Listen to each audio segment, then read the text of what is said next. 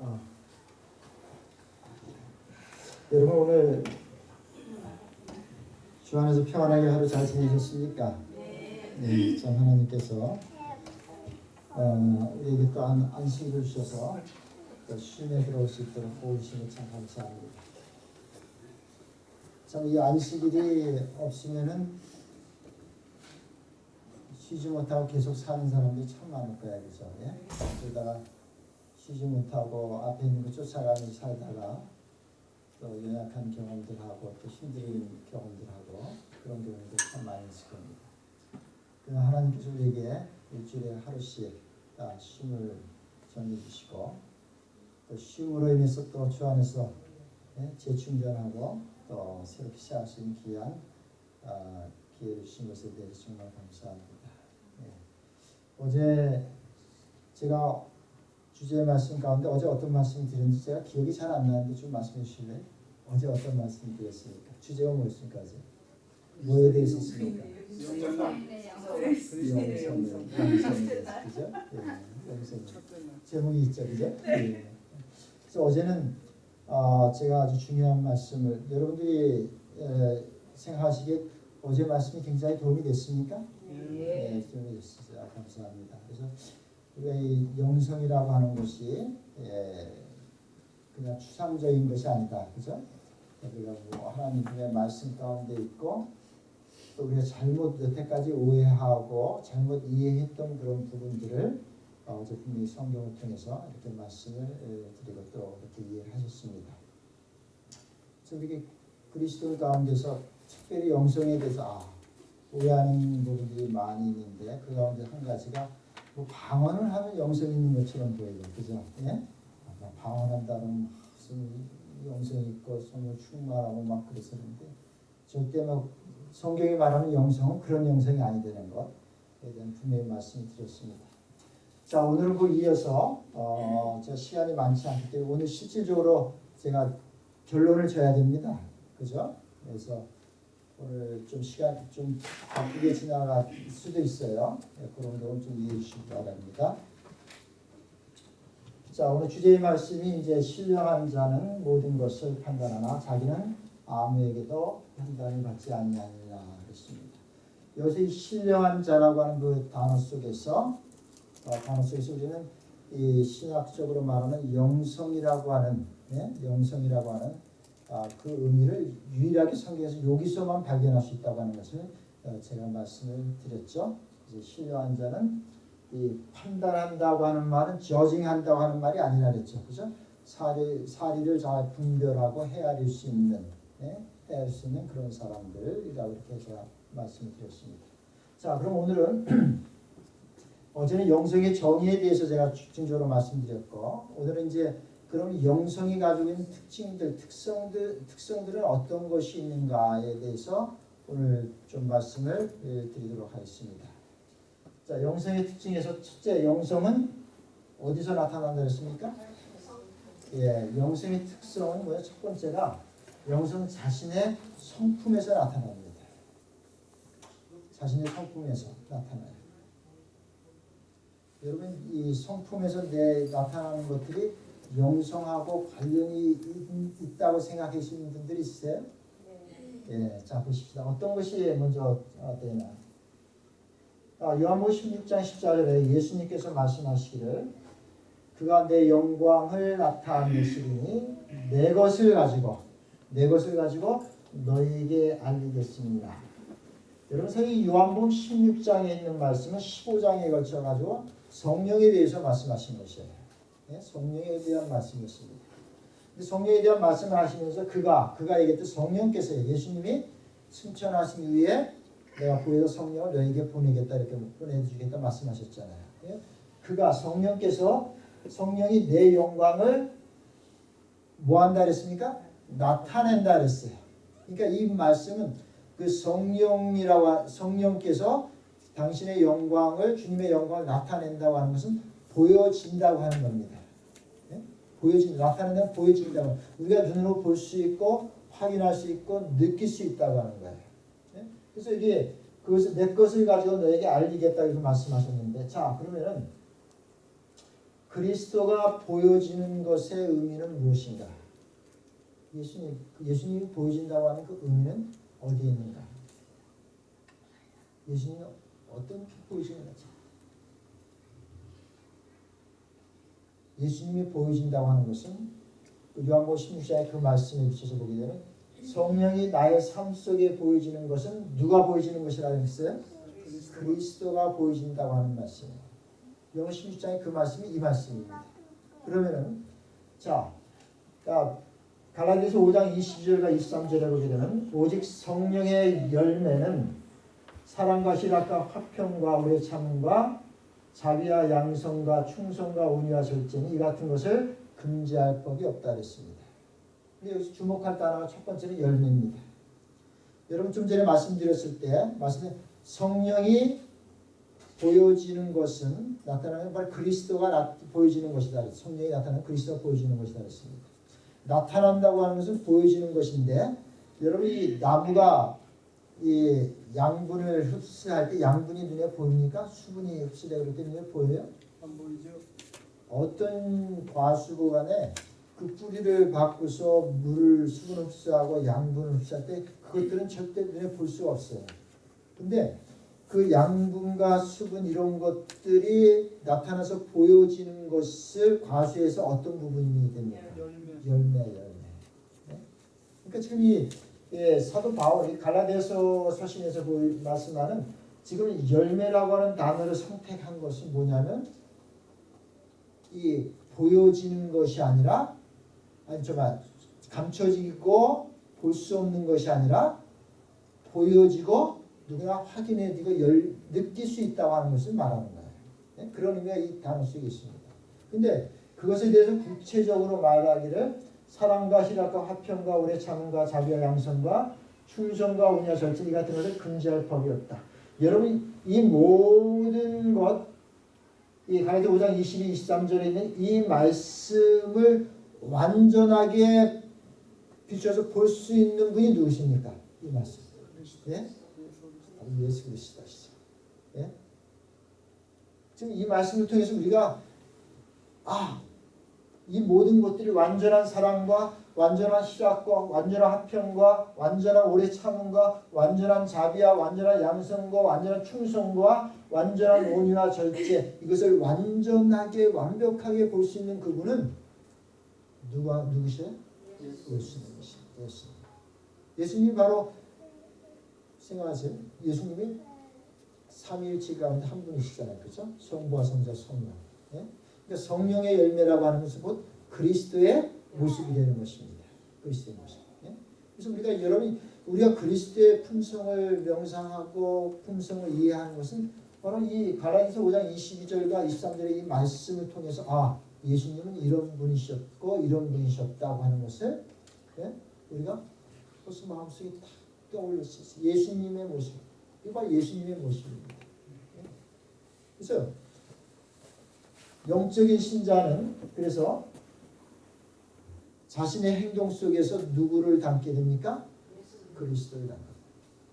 바로 그리스도 자신이 영성의 정점입니다. 그죠? 영성의 중심이에요. 그래서 영적인 신자는 자신의 행동에서 즉 영성 있는 사람은 자신의 행동에서 누구를 닮느냐면 그리스도를 닮는 것입니다. 그래서 여기 갈라디아서 2장 20절에 보게 되면 내가 그리스도와 함께 십자가에 못 박혔다 그러시고 그러면서 이제는 내가 산 것이 아니고 오직 내 안에 그리스도께서 사신 것이다 라고 그랬어요. 그러면서 맨 밑에 보게 되면 자기 몸을 버리신 하나님의 아들을 믿는 뭐 안에서 사는 것이라 했습니까? 믿음 안에서 사는 것이다. 자 여기서 산다고 하는 것은 살아가는 것을 얘기해요. 그러니까 내 삶 속에서 삶이 보여지는 거예요. 살아가는 것은 보여지는 겁니다. 근데 그 살아가지 보여지는 것이 지금 뭐 안에서 사는 것이었어요? 믿음 안에서 사는 것이에요. 그러니까 이 영성 있는 삶이 삶 속에 드러나는 것은 뭐가 전제가 되는 겁니까? 믿음이 전제가 돼요. 그래서 제가 어제 시간에 첫 번째 영성이 있는 사람이라고 그리스도인 영성 있는 사람이라고 불림을 받을 수 있으려는 첫 번째 조건이 뭐였어요? 예수님 안에서 새롭게 태어나는 믿음으로 태어나는 거예요. 그래서 지금 이 사도 바울은 계속해서 지금 영성의 부분들을 말씀하면서 믿음과 영성은 반드시 같이 가고 있다고 하는 것을 강조하는 겁니다. 그러니까 영성을 추구하기 위해서 자기가 행위로 자기 행함으로 뭘 해서 이루어지는 것은 참된 영성이 아니다고 하는 걸 강조하는 거예요. 그렇죠? 그래서 우리가 이 영성과 믿음은 같이 간다고 하는 사실을 우리가 주목해야 됩니다. 그러면서 베드로전서 2장 21절에 보게 되면 이를 위하여 너희가 부르심을 입었으니 그리스도도 너희를 위하여 고난을 받으사 너희에게 본을 끼쳐 그 뭐를 따라오게 한다 그랬습니까? 자취를 따라오게 한다 그랬어요. 본을 끼치고 그 자취를 따라오게 하려 하셨습니다. 자, 여러분 이 말씀에서 이 우리의 믿음의 삶이 보여지는 믿음의 삶이 우리의 앞에 누가 먼저 걸어가셨어요? 예수님이 걸어가셨어요. 이 말씀은 내가 예수님 앞서서 걸어가는 것은 예수님 앞서 걸어가는 것은 그 영성에 있어서 그거는 맞는 것이 아니라는 것이에요. 그러니까 예수님께서 먼저 걸어가신 것을 따라가는 것이 바로 영성입니다. 따라가는 영성입니다. 누구를 따라가는 영성입니까? 예수님을 따라가는 영성입니다. 그래서 우리가 이 예수님의 본을 쫓아서 간다고 하는 것은 그런 의미에서 이 말씀 속에서 보게 되면 이 완전주의의 개념에서 보게 되면은 완전주의는 예수님의 뒤를 쫓아가는 것이 아니에요. 예수님과 똑같이 된다는 측면입니다. 우리 이해를 우리가 좀 돕게 되면 완전주의라는 개념은 예수님과 똑같이 내가 된다는 얘기예요. 그러나 성경 분명히 말하기 예수님은 본을 보이셨고 우리는 뭐 하는 걸 알았어요? 따라가는 것이었어요. 그 본 보이신 그 뒤를 쫓아가는 것은 우리의 삶 속에서 완전하다고 하는 개념이 우리의 믿음의 삶에서는 잊지 못하다고 하는 것을 말하는 거예요. 왜냐하면 앞서가고 따라가는 것은 따라간다고 하는 그 말씀 자체는 동등하게 같이 간다는 개념이 거기 들어가 있지 않아요. 그죠? 그러니까 우리가 이 단순하게 말씀을 생각하고 이 말씀만 비춰봐도 이런 몇 구절의 말씀 비춰봐도 우리가 믿음으로 사는 삶과 완전주의에 빠지는 거에 분명하게 우리가 분별할 수가 있는 겁니다. 따라가는 것이. 그래서 영성은 주님의 걸어가신 본을 따라가는 것이 바로 영성입니다. 영적인 삶이에요. 자, 그래서 요한일서 2장 6절에 보게 되면 저 안에 거한다 하는 자는 그의 행하시는 대로 자기도 행할지니라 그랬어요. 여러분 이 말씀이 굉장히 부담되시죠. 예수님이 행하시는 대로 자기도 행할지라. 이 말씀은 베드로전서 좀 전에 말씀에 비춰서 볼 때 예수님은 이미 먼저 행하셨고 그 행한 대로 우리가 뭐 한다는 거야? 따라간다고 하는 그 말씀을 의미하는 겁니다. 그러니까 이 따라가는 것, 그 본을 쫓아가는 것을 말하는 거예요. 그래서 우리가 이 영성에 대한 개념을 이해할 때 지금 우리 성화의 10쪽에 보게 되면 이런 말씀을 주셨습니다.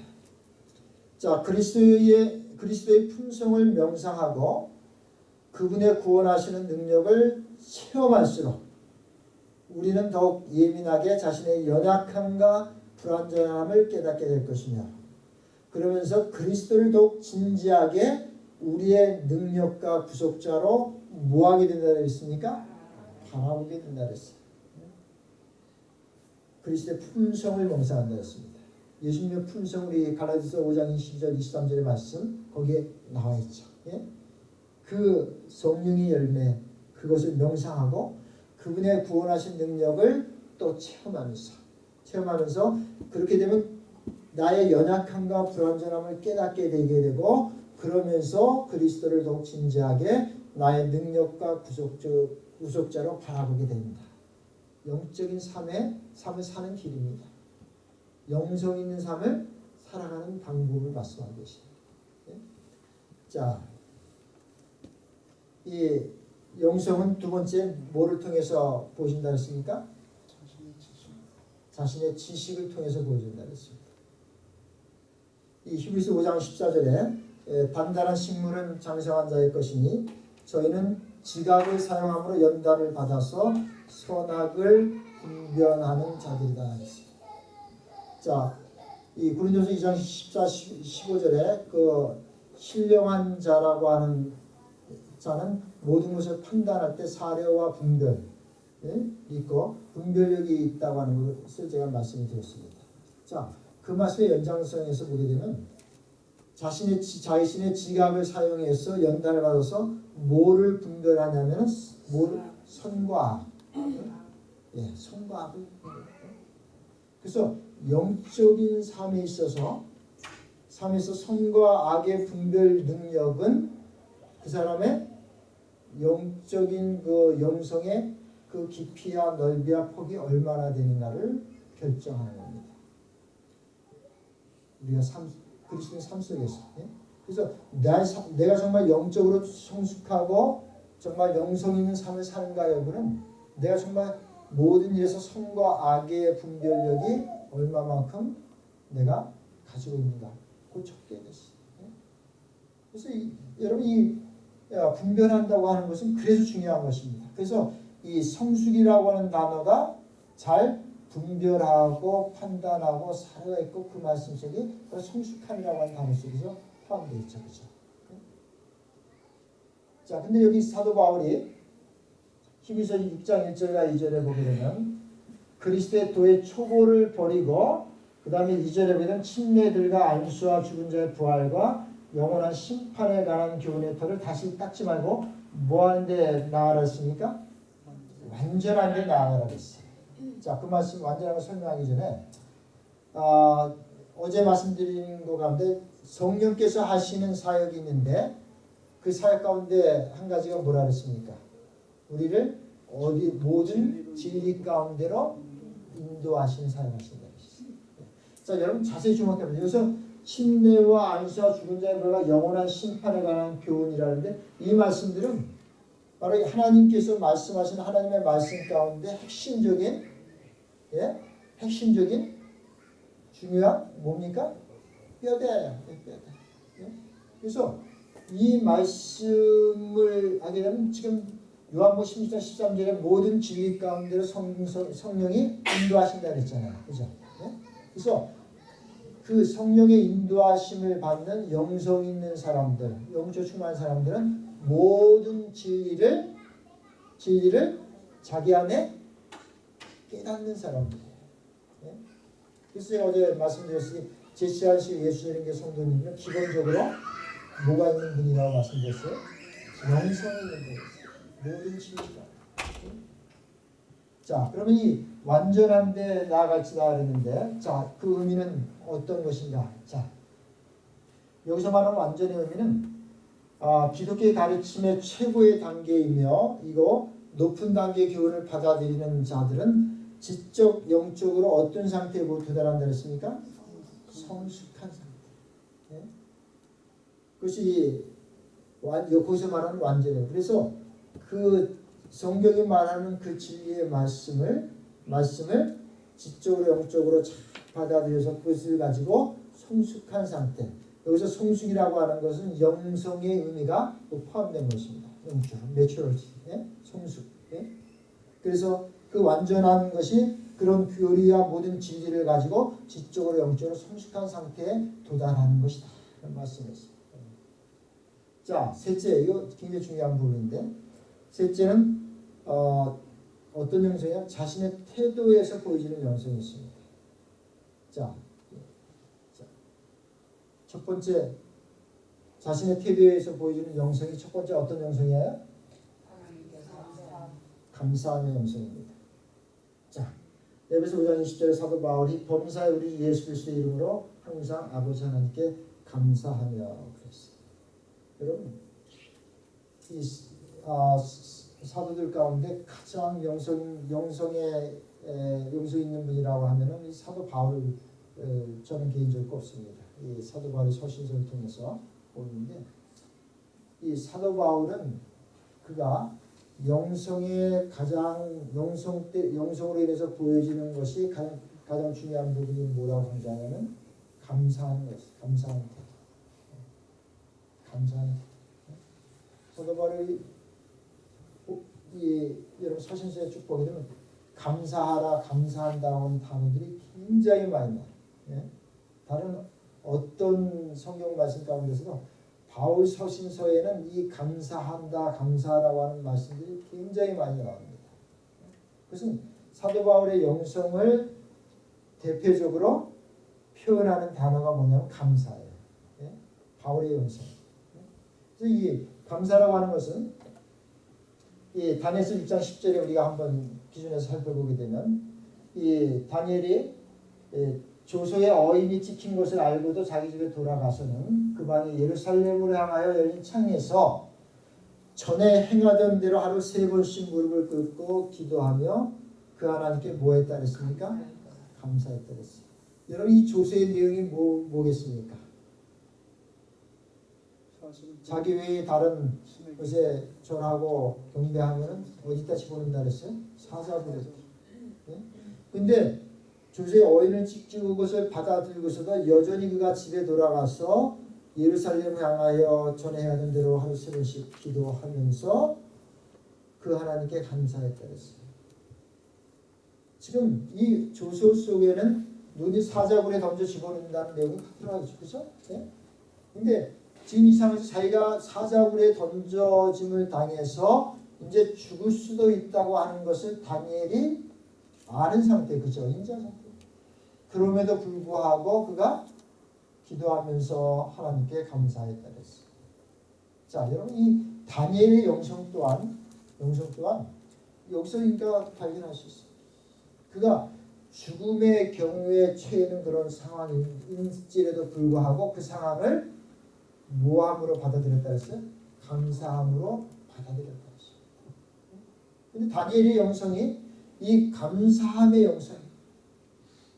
근데 이 감사함의 영성은 다니엘뿐만 아니라 사도 바울뿐만 아니라 모든 믿음의 노독들과 믿음의 사람들 다 마찬가지고 그리고 예수님 예수님께서도 당신이 그 십자가의 길로 걸어가시는 그 길에 고난의 잔을 받으면서 정말 그 고난의 잔을 하나님 아버지 뜻이면 내게 옮기지 마시고 내가 그것을 받겠습니다. 그러면 십자가의 그 고난의 길을 예수님께서도 감사하면서 그 길을 걸어가셨어요. 그 6월절 성막전에서 마지막 예식하면서 당신 십자가에서 달려 죽으실 때 흘리신 그 피를 바라보면서 곧이서 그것을 바라보면서 포도즙을 나눌 때 이것이 바로 나의 피다. 그러면서 감사하시는 것 축사를 하셨다. 축사를 감사했다는 표현입니다. 축사하셨다. 예수님 감사. 그래서 영적인 사람들의 삶에 있어서 영성을 삶의 태도에 있어서 가장 잘 드러낼 수 있는 부분이 뭐냐면 그의 삶 속에서 얼마만큼 삶 속에서 하나님께 감사하며 살고 있는 그것이 바로 영적인 삶의 태도에서 가장 첫 번째로 할 수 있는 것입니다. 그래서 사도 바울이 늘 말하기 범사에 감사하라 그랬지. 그건 영적인 영성에서 첫 번째 태도예요. 그러니까 여러분들이 정말 하나님께 감사하면서 기도하고 매 순간 범사에 감사하는 것이 곧 내가 어떤 존재라고 하는 것을 시인하는 겁니까? 영성이 있는 영적인 삶을 주님의 은혜로 살고 있다고 하는 것을 내가 고백하는 거야. 감사할 때. 네? 감사할 때 고백하는 것입니다. 그래서 어떤 한 분이 이제 본인의 아내가 이제 중환병이 걸려서 이제 임종을 거의 앞두게 됐어요. 앞두게 됐는데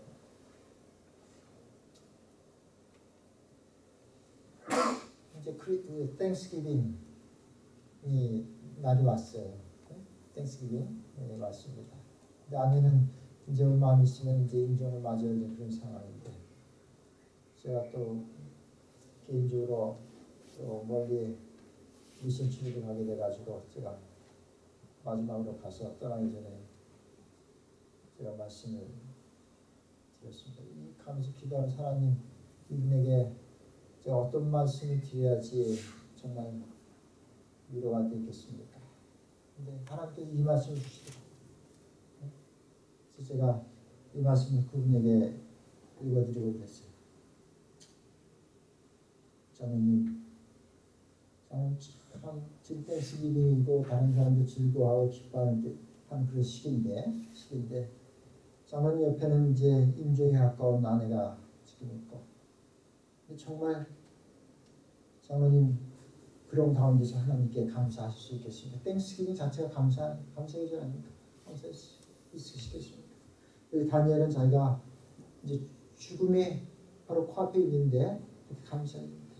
근데 그 감사한 그것이 어떻게 감사하게 되냐면 무릎을 꿇고 기도하니까 죽음이 눈앞에 있더라도 감사했다. 네? 감사했다. 제가 이 말씀을 드리면서 장로님 어떻게 하시겠습니까? 아멘 아멘 하면서 하나님께 감사합니다. 네? 그리고 이 감사라고 하는 것은 우리가 그리스도 안에서 살아가면서 영적인 삶에 있어서 가장 중요한 부분이고, 그것이야말로 진정 내가 그리스도 안에서 영적인 삶을 살고 있는가, 우리 삶에서 태도에서 보여주는 가장 첫 번째 중요한 것입니다. 뭐 영적인 삶에서 내가 성경을 많이 보고 기도를 많이 하고 뭐 봉사를 많이 하고 뭐 그런 거 범사에 감사. 영성에 있어서 첫 번째 태도는 바로 범사에 감사하는 것입니다. 여러분 다 영성인 삶을 여러분 사시고 계시죠? 네. 그래서 여러분 우리의 삶 속에서 어떤 상황과 처지에 놓일지라도 우리가 정말 그리스도와 함께 있음으로 인해서 그리스도를 바라봄으로 인해서 그리스도 십자가의 은혜를 늘 마음속에 생각함으로 인해서 이 땅에 살면서 영원한 영생에 이르는 그 소망, 그것을 생각하면서 다른 어떤 것으로도 감사할 수 없지만 그것 때문에 다 모든 것들이 다 감사의 조건으로 다 바뀌게 되는 경험들이 우리의 삶에 있게 되길 주님의 이름으로 축원합니다. 그래서 사도 바울은 데살로니가서 5장 18절에 범사에 감사하라 이는 그리스도 예수 안에서 너희를 향하신 하나님의 뭐라 그랬어요? 뜻이라. 하나님의 뜻, 의지라 그랬습니다. 하나님이 원하시는 그것이다 하셨어요. 그래서 이 사도 바울은 끊임없이 이 말씀을 계속 강조합니다. 그래서 인조에서. 다음 두 번째는 뭡니까? 연합하여입니다. 영성의 한 가지는 연합의 영성이 있어요. 영성에 개인의 영성이 있지만 연합의 영성이 있습니다. 연합의 영성은 에베소 4장 3절에 보게 되면 평안에 매는 줄로 성령에 하나 되게 하신 것을 힘써 지키라 그랬어요. 자, 여기서 이 나눠진 것을 하나로 만들라 그런 것입니까? 아니면 하나 된 것을 있는 것을 그대로 지켜가라 유지하라는 것입니까? 있는 것을 하나님께서 이뤄 놓으신 것을 그것을 유지하려는 것이에요. 보존하려는 것입니다. 그래서 이 연합의 영성은 뭐냐면 이미 성령께서 하나 되게 하신 것, 하나로 만들어 놓은 것을 힘써서 지키는 것이에요. 나눠진 것을 뭉쳐서 하나로 만드는 것이 아니라 이게 중요한 겁니다. 있는 그것을 보존하려는 것이에요. 여러분 없는 것을 만드는 것이 힘듭니까? 있는 것을 그냥 보존하는 것이 힘듭니까? 만드는 게 있는 걸 보존하는 거, 메인테너스는 새로 만들고 그런 것보다 훨씬 쉽잖아요. 그죠? 집을 질 때 집을 짓는 게 어렵지 집근하고 유지하는 거 뭐 어렵지 않잖아요. 그죠? 마찬가지입니다. 그래서 여러분 이 연합의 영성은 곳곳에 다 있어요. 그래서 여러분 이 창세기에 보게 되면 하나님께서 아담이 홀로 있기가 독처하는 것이 안 돼서 누구를 주셨습니까? 하와를 주셨는데 어디를 뭐로 만드셨어요? 아담의 갈비뼈였어요. 그래서 이 남자